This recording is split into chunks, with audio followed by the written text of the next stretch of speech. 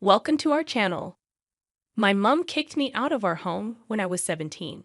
I would have done the same. A frank interview with as she launches a new male podcast where families tackle subjects they've never been brave enough to confront. Surely nobody on the planet is more suited to presenting a podcast than VogUE Williams, a queen of the genre. She can talk not just for her native Ireland, but for her adopted England and Wales and Scotland too.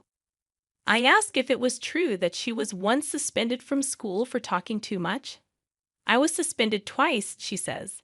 I think I drove the nuns crazy.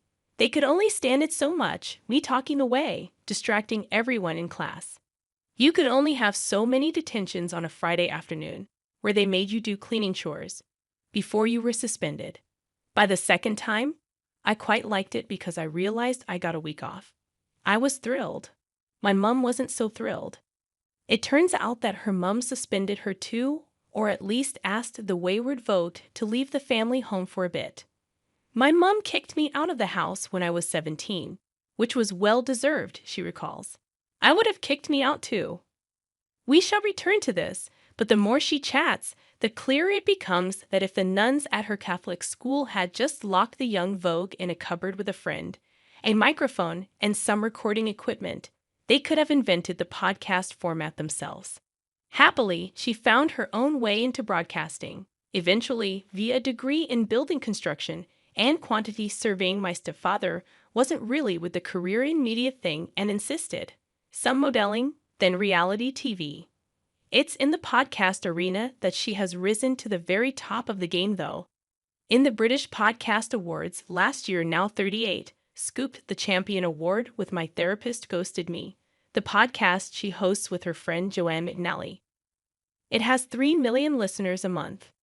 Popular too is Spencer Vogue, the podcast she also hosts with her husband, the TV star Spencer Matthews, or Spenny as she calls him.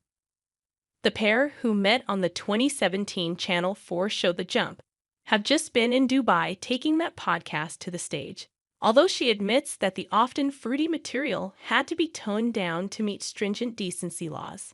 You can't do anything in Dubai. We have this one part where Spenny takes his top off. He said, "Can I anyway?" I said, "Absolutely not. If you go to prison, I'm going home." Now has joined the Daily Mail's brilliant and fast-growing podcast arm with a series called The Apple the Tree, which explores relationships between adult children and their parents. As she says, the relationship we have with our parents is the first one we will ever have, and often the most complex. In each episode, she asks the adult child to ask their parents the questions they have always wanted the answer to. She has been deeply moved by some of the personal stories from her subjects. This is a bit different from my other podcasts. We recorded them in people's homes. We had people asking questions of their parents, often really difficult questions, but important ones too. The subjects are not celebrities, but ordinary people who sometimes have had challenging journeys through life.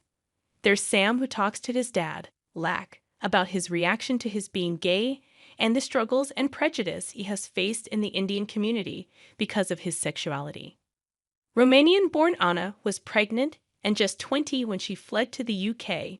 She talks to her British-born daughter, Laura, about the trauma of leaving her homeland for a new life and the ongoing racism she and other Romanians suffer. It's certainly more serious in tone than many would expect from who is happy to take a back seat and let the subjects tell their stories, but she says the experience of recording the podcasts has been deeply affecting. Some are heartbreaking because of the family situations. There's a man with motor neurone disease, another family whose father committed suicide. But it's so uplifting too, to hear about how other people have come through very difficult things. It certainly makes you think that, whatever problems you think you have, other people come through much worse. The It's Good to Talk approach is she's a firm believer in therapy and delving into the deep recesses of our past. You know why I love it so much? It's so beneficial to do. It's a really raw thing to be able to ask about something you've always wanted to talk to your family about, but never have. Every single family, including mine, has those things they don't discuss. Do we sense a confessional coming on? Only to a point. I think it would be so beneficial for our family, but I don't think we'd ever do it, she says candidly.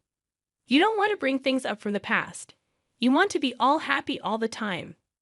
There are some things in my family we will never have conversations about. I know we just won't.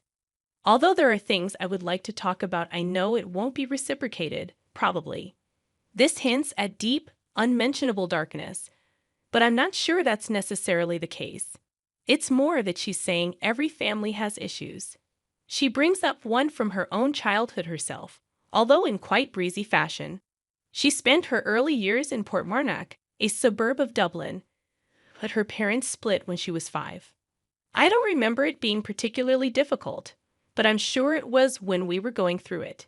Dad lived nearby, and we'd see him every other weekend and every Wednesday. Her parents were chalk and cheese. Her mother, Sandra, was a glamorous air stewardess. She's now an Instagram icon herself. And she and Vogue swap clothes as well as fashion tips. Her father, Freddie, was a second-hand car salesman. I don't actually know why they split. They never seemed very suited to me, but you never know.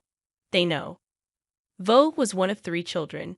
She and Spencer now have 3 themselves: Theodore, 5, Gigi, 3, and Otto, who has just turned 2, and she now has a deep admiration for how her mother, who is my best friend. I talk to her every day, coped when the marriage ended. She was a single mother for quite a while, and oh my God, that must be the most difficult thing in the world. She was doing transatlantic flights. Then she'd come home and go and work in a restaurant to support us. Her father, as is so often the case, got the better deal with the more fun part of parenting. He was great Craig. He would come to the school and pass us ice cream and Snickers bars over the fence. Everyone was jealous, but he was always around. I was very close to him, and he was a good dad, as much as he could be. He died from a stroke in 2010 after years of ill health, perhaps not helped by his live for today lifestyle. He was a man who would put butter on his chips. His passing was another defining moment, and his absence in her life today one of her biggest regrets. I still miss him every day. I dream about him, weird dreams where I will be helping him choose a new kitchen. I never had any money when he was alive. He never got to meet my children, but I know he would have adored them. He'd have been on every holiday and I ever had, probably leading Spenny astray. Another man's influence in her life, however, provided the stability she needed. Step-parents often get a bad rap, but her stepfather, Neil Wilson, a successful businessman, came into hers when she was 7.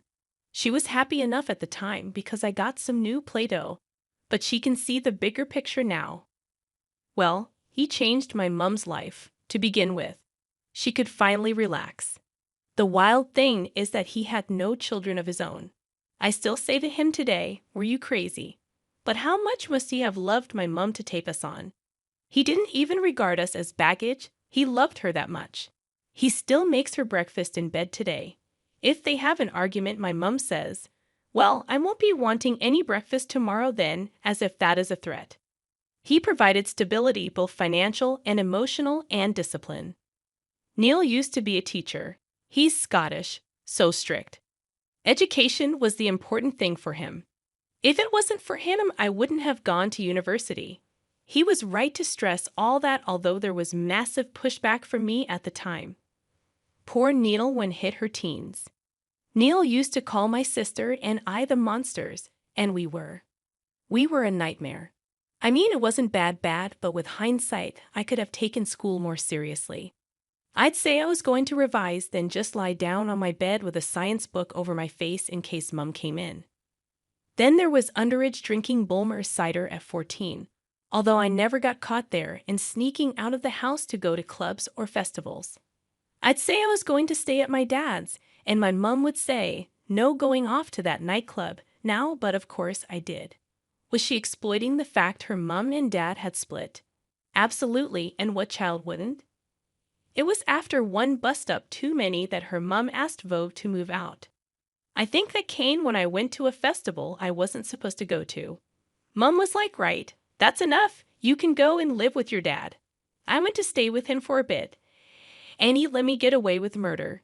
Thanks you for watching. Stay connected with us for more videos.